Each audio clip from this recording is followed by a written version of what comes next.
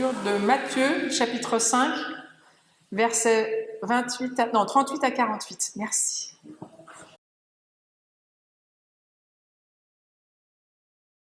Vous avez entendu qu'il a été dit œil pour œil et dent pour dent. Mais moi, je vous dis de ne pas vous opposer au mauvais. Si quelqu'un te frappe sur la joue droite, tends-lui aussi l'autre. Si quelqu'un veut te faire un procès pour te prendre ta tunique, laisse-lui aussi ton vêtement. Si quelqu'un te réquisitionne pour faire 1 000, fais-en 2 avec lui. Donne à celui qui te demande, et ne te détourne pas de celui qui veut t'emprunter quelque chose. Vous avez entendu qu'il a été dit, tu aimeras ton prochain et tu détesteras ton ennemi. Mais moi, je vous dis, aimez vos ennemis et priez pour ceux qui vous persécutent. Alors, vous serez fils de votre Père qui est dans les cieux. Car il fait lever son soleil sur les mauvais et sur les bons. Et il fait pleuvoir sur les justes et sur les injustes. En effet, si vous aimez ceux qui vous aiment, quelle récompense aurez-vous? Les collecteurs de taxes eux-mêmes n'en font-ils pas autant? Et si vous ne saluez pas vos frères, que faites-vous d'extraordinaire? Les non-juifs eux-mêmes n'en font-ils pas autant? Vous serez donc parfaits, comme votre Père céleste est parfait.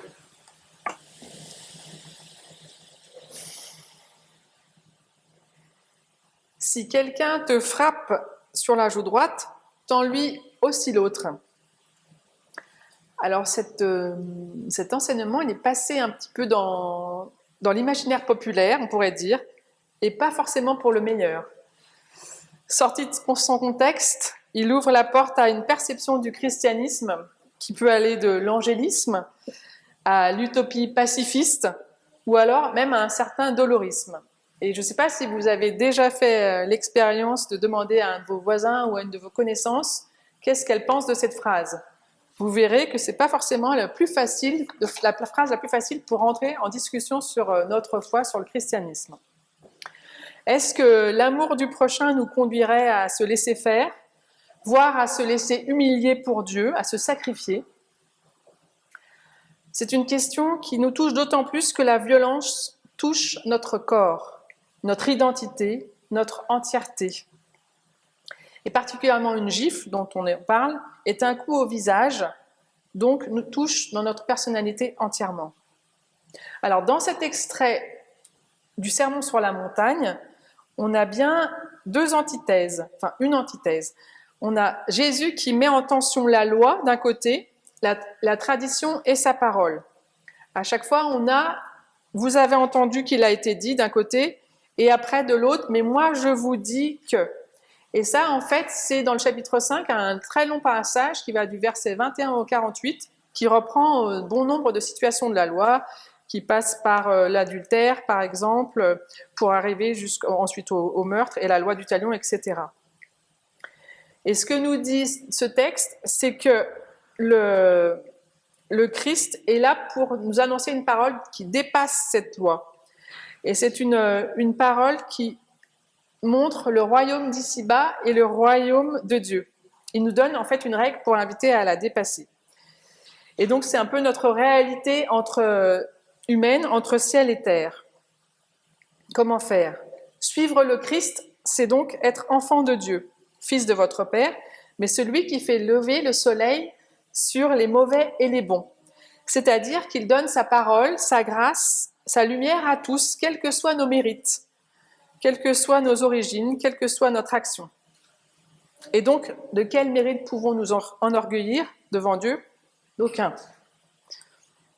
Et donc, la question que je voudrais me poser aussi ce matin, après avoir regardé la loi du talion, la justice de ce monde, puis cette phrase éminemment difficile, l'amour des ennemis, c'est la logique de récompense dont parle Jésus au verset 46.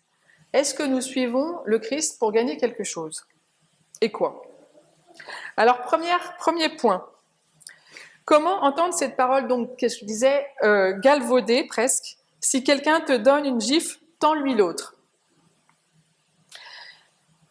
est-ce qu'il nous demande de ne pas s'opposer à la violence qui nous est faite, mais d'aller dans son sens finalement?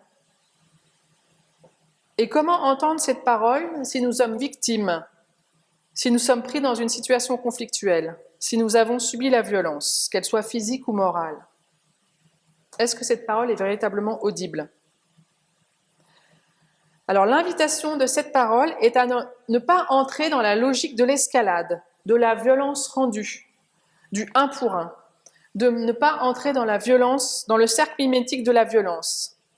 Et par exemple, si on regarde René Girard, dans son livre « Celui par qui le scandale arrive », au chapitre « Violence et réciprocité », il cite ce passage du Sermon de la montagne, en interrogeant le mécanisme de légitime défense et de la violence qu'il y a en chacun d'entre nous.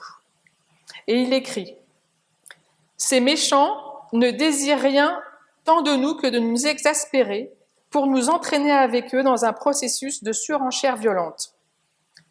Ils font leur possible, au fond, pour susciter des représailles qui justifieraient leur déchaînement ultérieur. Ils aspirent à l'excuse de la légitime défense. » Et je crois que ça, dans les conflits armés, c'est quand même quelque chose qu'on peut voir et dont on entend encore parler déjà quand même assez souvent en ce moment aux informations. Et il insiste sur vraiment ce point de ne pas entrer dans l'escalade de la violence contre la violence, parce qu'en plus, d'autant plus que maintenant, nous avons la possibilité de détruire le monde en très peu de temps. Donc, nous avons un intérêt vital à la paix, collectivement. C'est une condition sine qua non de notre survie.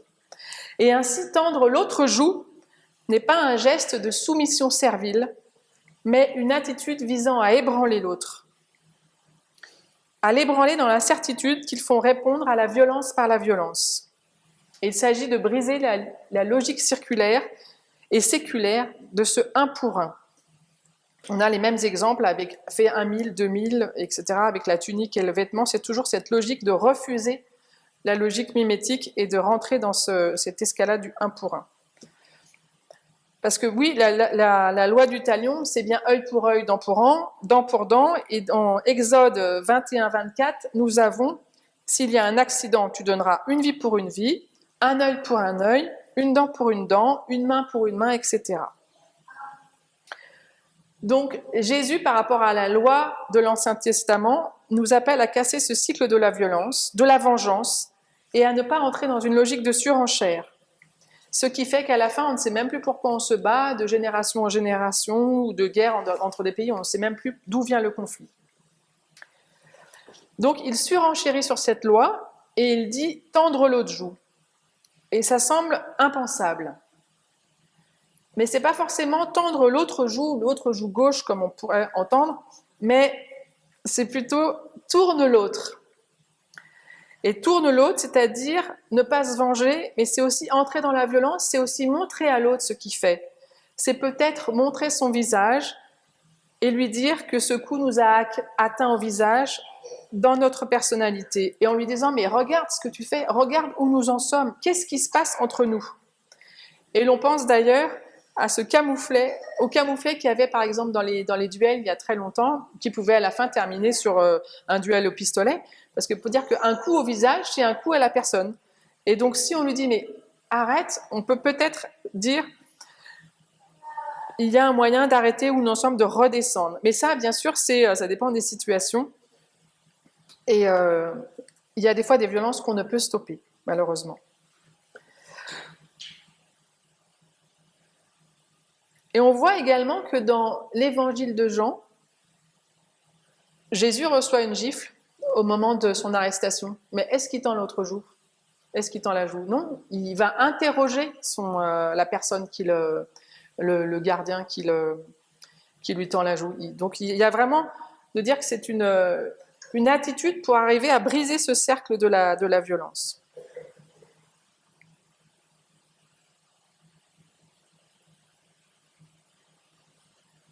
La deuxième antithèse du texte, c'est « aimez vos ennemis ». Alors bien sûr, il dit, vous avez entendu qu'il a été dit, tu aimeras ton prochain et tu détesteras ton ennemi. On l'a entendu également dans la loi ce matin. Mais moi, je vous dis, aimez vos ennemis et priez pour ceux qui vous persécutent.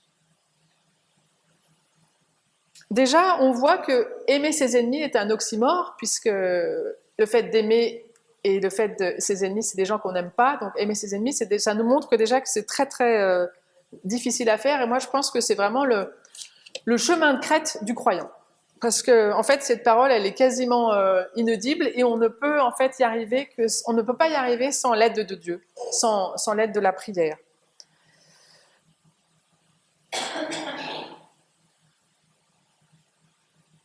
On voit pourtant que ça serait une solution pour arrêter. Parce que par exemple, on peut voir dans les repas de famille ou quand tout le monde se met sur quelqu'un, on voit comme ça peut vite s'envenimer, ça peut revenir, ou on voit dans les réseaux sociaux quand il y a des personnes qui font l'objet d'un harcèlement, pour employer le terme, ou on voit quand même que les groupes ont besoin de s'unir les uns contre un autre.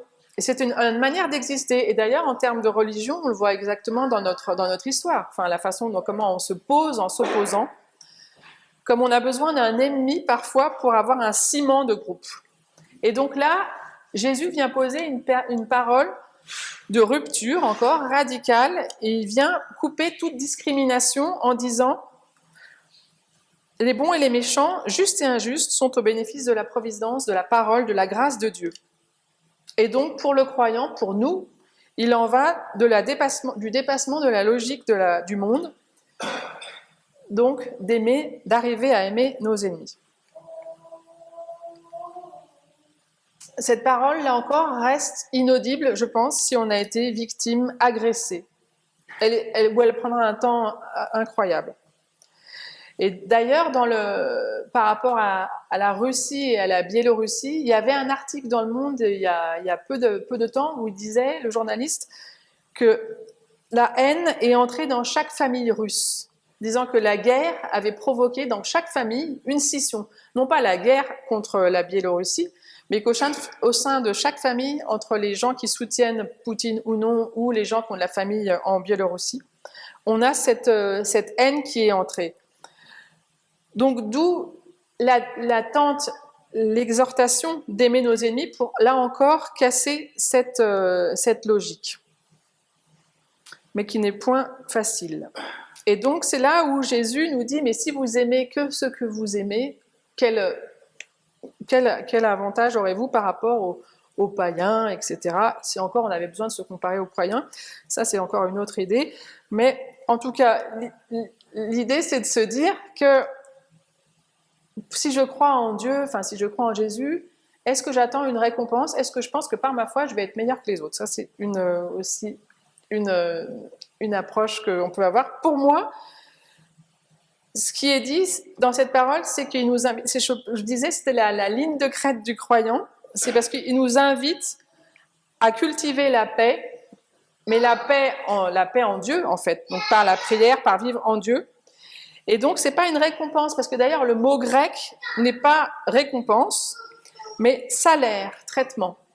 Donc, c'est-à-dire que, en gros, quand on a travaillé, quand on a œuvré, c'est ce qu'on reçoit de manière quotidienne. Donc, il ne s'agit pas de bons points, etc., mais vraiment on reçoit. Et ce salaire, il est donné, là encore, à tous, bons ou méchants, justes ou injustes, mais il ne peut se recevoir que dans la confiance, dans l'acceptation de se savoir enfant de Dieu. Le royaume de Dieu est paix, amour et justice pour la terre. Il est eschatologique, c'est-à-dire pour les temps futurs, mais il est aussi pour aujourd'hui, ici et maintenant. La paix nous donne de vivre dans le royaume des cieux. Elle élargit notre existence, elle est la forme la plus accomplie. Elle nous donne la possibilité d'être en Dieu. Et c'est aussi le sens du dernier verset qui nous est donné. Soyez parfaits, soyez accomplis, soyez complets. Donc là encore, quand on entend cette parole, on se dit waouh. Mais en fait, c'est vraiment de dire que cette paix en Dieu, le fait d'être en Dieu, la possibilité d'être avec Dieu, de suivre sa parole, ça nous met en paix, ça nous donne sa paix si on arrive à ouvrir cet espace en nous, si on arrive à avoir confiance. Et si on se dit qu'on n'a pas besoin de rechercher une justification à droite ou à gauche, mais qu'elle nous est d'emblée donnée. Ainsi, La justice du royaume ne se manifeste pas, bien sûr, selon la justice de notre monde. Elle est miséricorde d'un Père céleste qui prend soin du mauvais comme du juste. Mais elle est grâce parce qu'elle fait à l'homme le cadeau de sa vie. Elle nous donne à chacun la possibilité de choisir notre voie, de choisir la vie. Et pour terminer, j'aimerais citer... Ce passage m'a rappelé un texte qu'on avait étudié à l'IPT, à la fac. Et je voudrais aussi faire un petit clin d'œil à Jean-Daniel qui n'est pas là, parce que c'est un texte les premiers chrétiens ont écrit un texte qui s'appelle la Didaché. Donc c'est vraiment le recueil des premières prières, mais des toutes premières prières. C'est un texte qui a été écrit dans les années 50, qui était donc ce qu'on transmettait aux premiers chrétiens qui entraient pour devenir chrétiens, etc. Et je vous propose de le lire parce que vous allez voir la proximité de ce texte. Et donc c'est donc un texte qui est transmis aux disciples de l'époque, mais aussi aux disciples que nous sommes encore aujourd'hui. Voici donc la voie de la vie. Tu aimeras d'abord ton Dieu qui t'a créé, puis ton prochain comme toi-même. Et tout ce que tu ne veux pas qu'il te soit fait, toi non plus, ne le fais pas à autrui. Voici l'enseignement de ces paroles. Bénissez ceux qui vous maudissent, priez pour vos ennemis et jeûnez pour ceux qui vous persécutent. Quel mérite, quelle grâce y a-t-il en effet d'aimer ceux qui vous aiment? Les païens eux-mêmes n'en font-ils pas autant? Vous aimez ceux qui vous haïssent et vous n'aurez pas d'ennemis. Si quelqu'un te donne une gifle sur la joue droite, tends-lui aussi l'autre, et tu seras parfait. Donc pour terminer, je voudrais dire que nous sommes sous la grâce de Dieu, que cette parole est exigeante, mais qu'elle est un chemin de crête pour nous croyants, d'œuvrer à la paix en nous-mêmes, à la paix avec les autres et à la paix pour ce monde. Amen.